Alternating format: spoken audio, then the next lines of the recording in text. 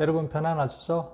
문깨비 상영입니다. 오늘은 공인중개사 시험에서 가장 어렵다는 민법의 사례 문제를 일주일 안에 완벽하게 극복할 수 있는 자료와 그 공부 비법을 한번 제시해 보고자 합니다. 민법의 사례 문제는 최고의 난이도죠. 작년 기준으로 해서 총 13문제가 출제가 되었는데요. 이렇게 중요한 문제들인데, 그리고 모든 수험생들이 어려워하는 부분들인데, 일반 학원이나 인강업체에서는 도저히 이해가 안 되면 동영상을 서너 번 더 봐라, 아니면 추가적으로 뭐 특강을 좀 더 들어라, 이런 식으로 조언을 하고 계십니다. 이 말뜻은 수험생 본인 스스로의 의지와 노력으로 극복을 하라 라는 뜻이겠지요. 참 대략난감한 상황입니다. 그런데 말입니다, 정말 말도 안 되게 이 어려운 문제들을 잘 짜여진 어떤 자료들과 그리고 문제풀이를 통해서 한 일주일 만에 최소 반 이상 정도를 맞출 수 있다면, 점수로 따지면 16점에서 18점 정도를 추가적으로 더 맞출 수 있다면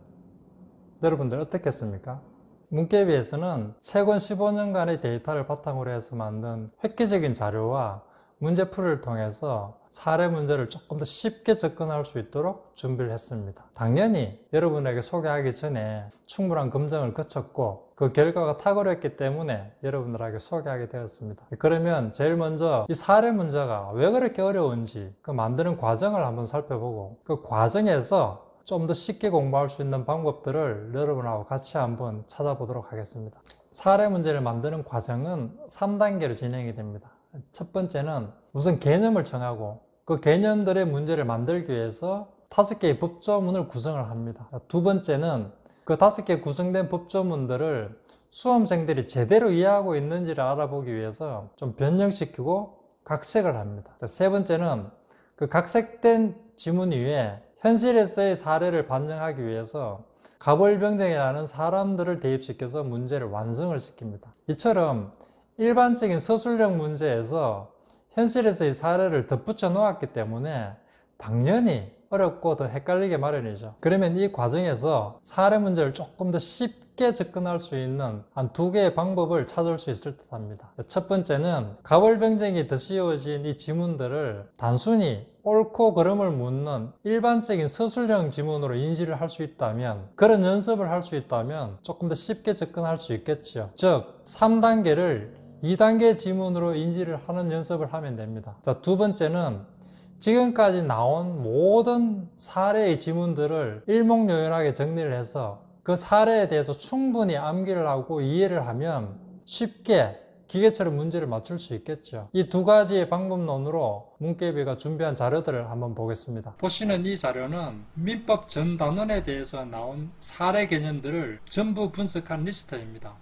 총 35개의 개념인데 자주 나오는 개념들은 9회 정도, 작게 나오는 개념들은 2에서 3회 정도 출제가 되었습니다. 특히 노란색으로 엄명을 준 개념들은 5번 이상 나온 개념들로서 총 17개의 개념들입니다. 작년 30회차에서는 총 13개의 개념들이 사례 문제로 출제가 되었는데, 엄명으로 표시된 17개의 개념에서 총 8문제가 출제가 되었습니다. 확률로 말하면 17개만 공부를 해도 50% 이상은 맞출 수 있다는 뜻입니다. 점수로는 20점에 해당됩니다. 각각의 사례들이 어떻게 분석되어 있는지를 살펴보겠습니다. 문깨비 사례 문제는 개념들의 판례는 물론이고 그 기출 문제에 대한 상세한 오답 해설, 그리고 그 사례 지문들과 연관된 기초 지문과 거기에 따른 상세한 오답 해설까지 총 5개의 정보로 구성이 되어 있습니다. 먼저 이중매매에 대한 예를 가지고 한번 살펴보겠습니다. 먼저 이중매매에 대해서는 지금까지 나온 판례 5가지를 총 정리해 두었습니다.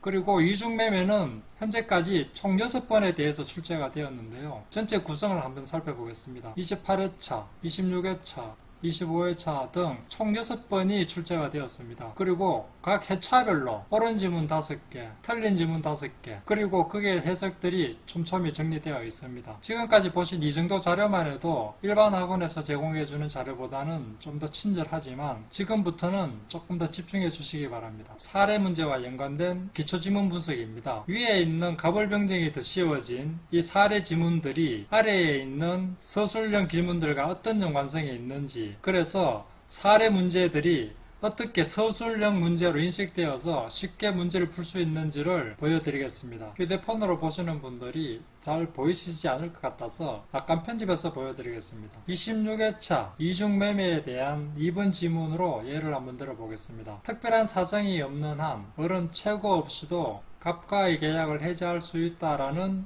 사례 지문이 일반 서술형 지문으로 지금까지 총 5번이 출제가 되었습니다.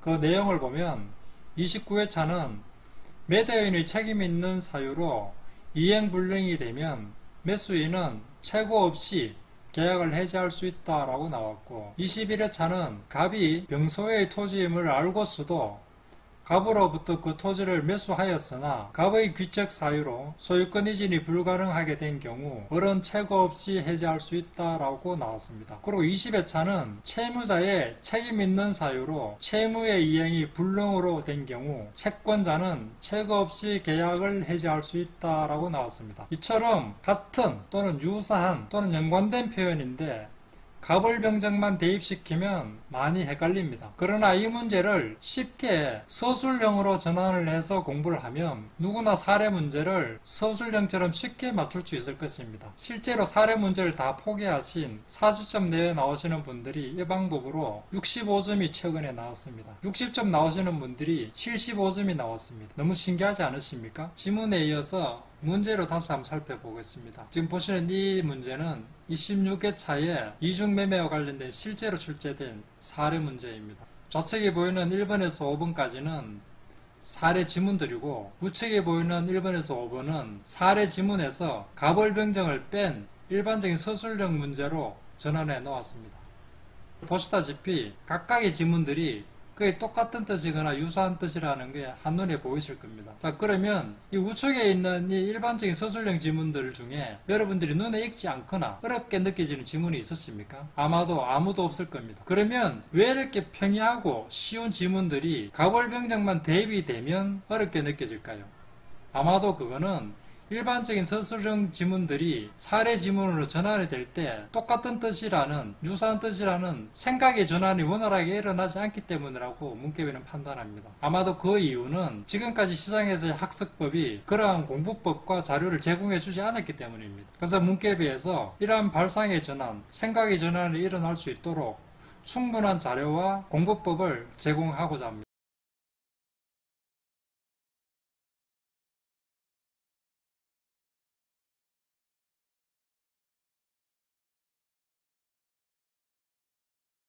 그간의 사례 문제는 수험생 본인만의 시간과 노력만으로는 도저히 넘을 수 없는 큰 산처럼 느껴졌는데 문개비의 공부법을 적용함으로 해서 이 사례 문제는 누군가 시도하느냐 시도하지 않느냐의 시도의 문제로 귀결될 수가 있습니다. 여러분, 사례 문제에서 최소 반 이상을 더 맞출 수가 있다면, 점수로는 16점 정도를 더 맞출 수가 있다면 2차에 집중할 수가 있고, 또 개론 문제의 계산 문제처럼 그 불편함과 불안감을 깔끔하게 해소할 수가 있습니다.